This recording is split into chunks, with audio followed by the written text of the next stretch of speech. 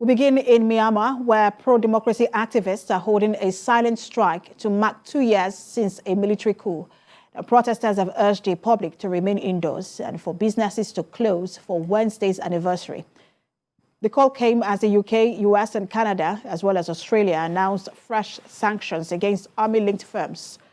The military has said the country is facing unusual circumstances, which prompts fresh doubt over its pledge to hold an election this year.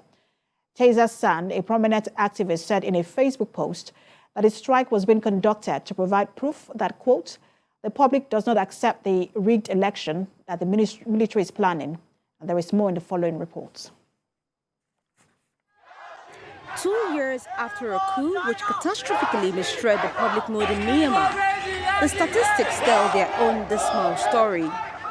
According to monitoring group, the Assistance Association for Political Prisoners, more than 2,900 people have been killed during the junta's crackdown on dissent. 1.5 million people have been displaced, 40,000 homes have been burned down, 8 million children are no longer in school, and 15 million people are judged by the UN to be dangerously short of food. Much of the country is caught up in a brutal civil war. Yet, the military is still refusing to negotiate with its opponent, as it promised to do in a meeting with neighboring countries shortly after the coup. Instead, it has plans for an election which would almost certainly exclude Aung San Suu Kyi, who resoundingly won the last election. Those loyal to her are calling on citizens to boycott any poll organized by the military, arguing it would be illegitimate and impractical. The UN says these will be sham elections. Nearly half of Myanmar's population is now living below the poverty line. 17.6 million people are expected to be in need of humanitarian aid in 2023. 17.6 million people. That is in contrast to a total of 1 million people who were in need of humanitarian aid before the coup. Western nations used the anniversary to coordinate new rounds of sanctions against the military and its supporters. The UK targeted, among others, companies supplying aviation fuel to the military, which is said was enabling its barbaric air raiding campaign in an attempt to maintain power. British Foreign Secretary James Cleverly said the sanctions were aimed at reducing the military's access to finance, fuel, arms and equipment.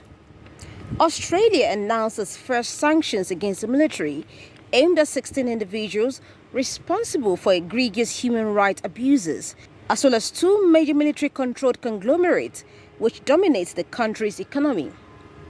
Sanctions by the US targeted the military-approved election commission, which the regime has deployed to advance its plans for deeply flawed elections.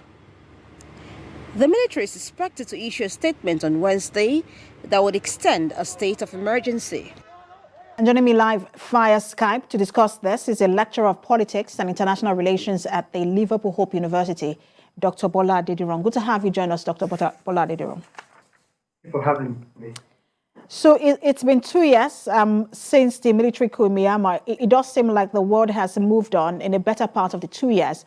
But let's talk about the role of all actors, whether the military, whether it's the military, the pro-democracy activists, and then the armed military groups as well. What's your assessment of all that has played out in the past 2 years? Well, your report was very on point when it says that the Myanmar military has refused to engage with the pro-democracy activists and also the People's Defense Force, the paramilitary group that has developed since the crisis 2 years ago. And this is in contravention of the ASEAN, the regional group body five-point consensus plan, which, among other things, was negotiated with the Myanmar military, but it clearly stated that in that 5-point consensus, that the military would not only negotiate with the opposition, but at the same time, it would grant access to some of the senior members of the cabinet that were detained, and that the military would also seize its violence against the people. Now, all of those points on the consensus agenda have been completely disregarded by the military. And now what the military is doing is that it's increasing its violence against the people. It's conducting air raids against the People's Defense Forces. And the leader of the military, General Min Lang, has said that it's unwilling to negotiate until the People's Defense Forces have been completely eliminated. So that's where we are at the moment. The international community has obviously not taken the right steps, and it is taking a very lukewarm action in response to the military's actions. And this latest protest was seen by coming from the pro-democracy activists is basically because of an election that was meant to be held this year. They have called it sham elections because the military they think that the military is trying to gain legitimacy through this election. Do you think that the military will be able to hold on to power and actually hold these elections? Well, those are two questions. Will the military be able to hold on to power? I think yes, because there is nothing that shows in any way that the military's ability to hold on to power is threatened. Don't forget that the military was in power for more than 50 years before democracy took root in 2011, and almost 10 years afterwards, the military again came back and we took the control of the state apparatus. So Myanmar has always been a military state since 1948. The military has had enormous powers within the state, and even when democracy was at foot in Myanmar, the military had 25% of the seats in the parliament. So it's always not gone anywhere. It's been part and parcel of the state apparatus, part and parcel of its politics. The international partner that can make so much difference in the course of history and in Myanmar's actions is China. And as we know, China is very reluctant to take any action against a serious partner and an ally like Myanmar, and that has ensured that the Myanmar's military is unwilling to negotiate, it's unwilling to compromise, and it's unwilling to heed the call of the United Nations Security Council, which passed a resolution in December 2022, basically affirming most of the decisions that the ASEAN regional body took. The other part of the question is about the elections. Will the elections take place?